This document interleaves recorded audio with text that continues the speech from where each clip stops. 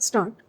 उपाध्यक्ष महोदय, संयुक्त राष्ट्र विश्व शांति की सुरक्षा के लिए जिम्मेदार है और सारी मानव जाति की उम्मीदें लगी हैं।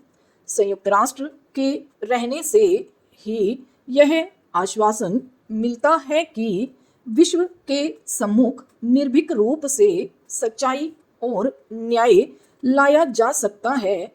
संयुक्त राष्ट्र की यह महासभा और इसकी एजेंसियां जो कुछ भी कार्य करती हैं, उनमें उन्हें इन आशाओं को पूरा करना है और शांति को बढ़ावा देना है।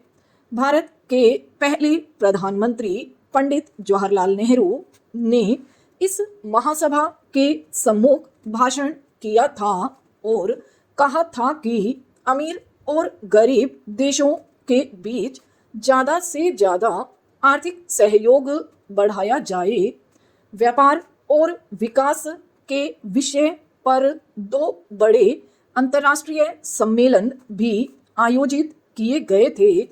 सदस्य राज्यों ने इन कार्यों में जो रुचि दिखाई, उससे विकासशील देशों में बड़ी आशा बंधी। हमने बड़े देशों की शक्ति में भागीदार होने की चेष्टा नहीं की और न हमने यह चाहा कि वे हमारी आवश्यकताओं को पूरा करने की खातिर अपने लोगों की इच्छाओं का बलिदान करें। हमें अपनी प्रगति के लिए स्वयं परिश्रम करना है और आगे बढ़ना है, लेकिन हमने परिवर्तन का कोई जादू हो जाने की आशा नहीं की। हम अच्छी तरह से जानते हैं कि विकास का मार्ग कितना लंबा और कठिन है। हम इतना ज़रूर चाहते हैं कि लोगों की अमूर्त इच्छाओं को समझा जाए, जो कि बहुत अरसे तक विदेशी दास्तां में रहे हैं।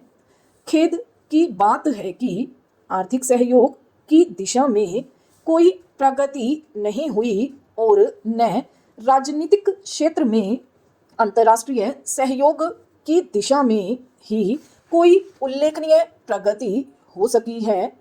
इस असफलता के बहुत से स्पष्ट कारण हैं। राजनीति पर आर्थिक और फौजी शक्ति का प्रभुत्व बना रहा। नीति बनाते और उस पर अमल करते समय अब भी यह ख्याल रहता है कि प्रभाव क्षेत्र कैसे तैयार किया जाए। अन्य राष्ट्रों को अपने मंसूबों में ढालने की इच्छा से ही प्रचार किया जाता है और इससे अविश्वास के बीज बोए जा रहे हैं।